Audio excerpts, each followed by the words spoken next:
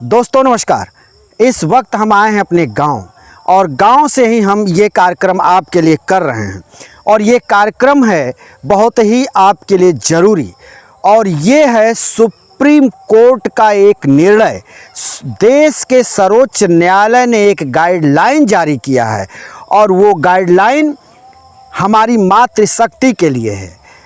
ये मातृशक्ति के लिए हमारे यहाँ जो है माँ और बहनों के लिए मांग ये बरसों से चली आ रही थी।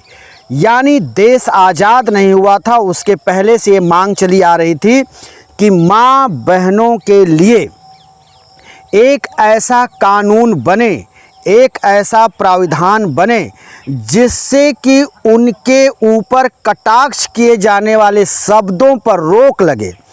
गानों में, लोगों के व्यंग में इस तरह के शब्द न आए जिससे कि उनकी अवहेलना हो रही हो, जिससे कि उनके लिए पीड़ादायक हो।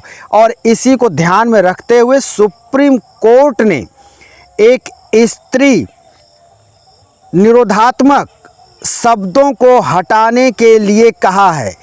और सुप्रीम कोर्ट ने कहा है कि महिलाओं से जुड़े हुए, स्त्रियों से जुड़े हुए उन शब्दों को या उन उच्चारणों को अब कोर्ट से हटाया जाएगा।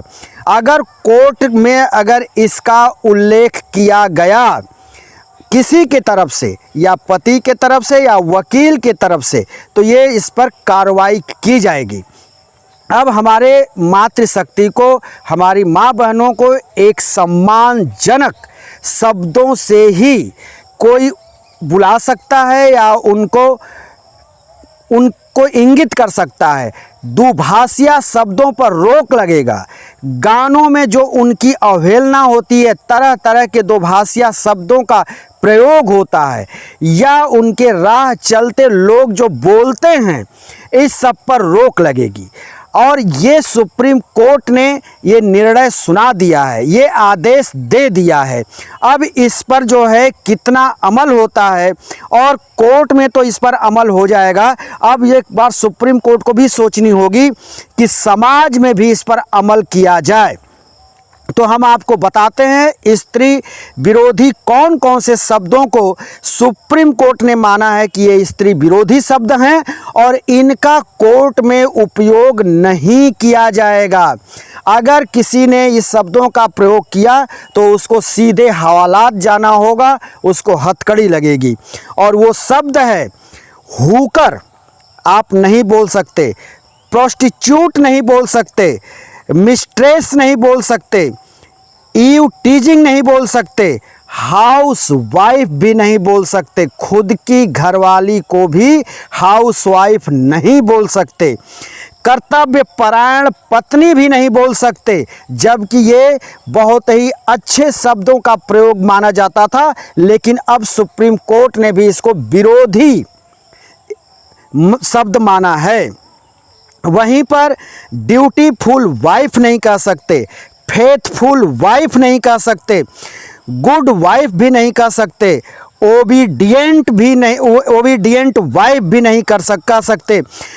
यानी इन शब्दों को सुप्रीम कोर्ट ने स्त्री विरोधी माना है और कहा है कि इनका प्रयोग तो कोर्ट में कतई नहीं करना है, क्योंकि अगर ये शब्द का प्रयोग किया गया तो इस पर दंडात्मक कार्रवाई होगी, जेल जाना होगा। अब किन शब्दों का प्रयोग होगा कोर्ट में, इनके लिए वो शब्द भी आप जान जाइए और ध्यान से सुनिए, क्योंकि गलती करते ही हवालात की हवा खानी होगी। इसमें है, अब आपको जिन शब्दों का इस्तेमाल करना होगा वो होगा straight, sexual harassment, home maker, wife, women, बेरोजगार, ट्रांसजेंडर जैसे वैकल्पिक शब्द दिए गए हैं। इसके बाद अब आइए, आप जो है गलत शब्द क्या है, गलत शब्दों को भी परिभाषित किया है सुप्रीम कोर्ट और सही शब्द क्या है, उसका वैकल्पिक शब्द क्या है, किसका आप उपयोग करेंगे उसको भी सुप्रीम कोर्ट ने बताया है।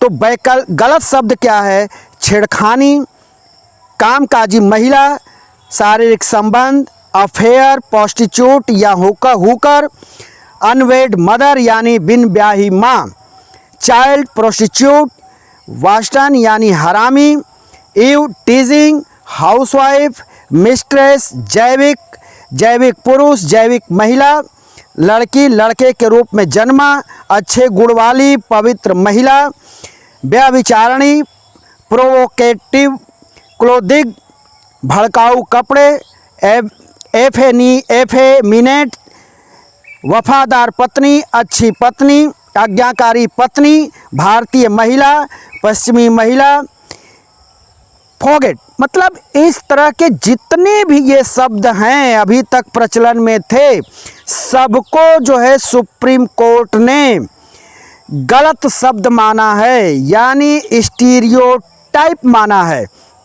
और इसके लिए वैकल्पिक क्या बताया है कि वैकल्पिक शब्द जो यूज होंगे वो ये होंगे: सड़क पर एवं उत्पीड़न, महिला एवं संबंध, शादी के इतर रिश्ता, सेक्स वर्कर, माँ शब्द का इस्तेमाल होगा, तस्करी करके लाया बच्चा,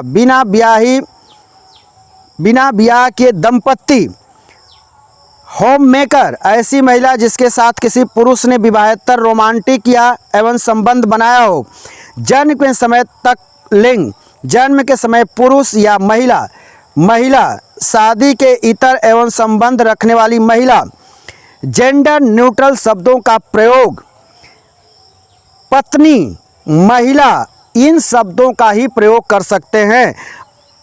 इसका अब पूरी तरह से ध्यान रखना होगा समाज में, और आपको और हमको सभी को इसके इतर गए नहीं कि कोर्ट से आपके ऊपर कार्रवाई तय है और जेल में जाना भी तय होगा। तो इसलिए सुप्रीम कोर्ट ने पहली बार भारत में हमारी मातृशक्ति के लिए कोई अच्छा कार्य किया है कि जिससे अब उनके लिए जो अपशब्द बोले जाते हैं, जो दुभाषिया शब्द बोले जाते हैं, तरह तरह के इशारों से, तरह तरह के शब्दों से उनको प्रताड़ित किया जाता है या उनका राह चलना मुश्किल होता है, उससे अब उनका बचाव होगा। अगर किसी ने इस तरह की जुर्रत की तो उसको जो है उसको दंडात्मक कार्रवाई से गुजरना होगा और जेल जाना होगा।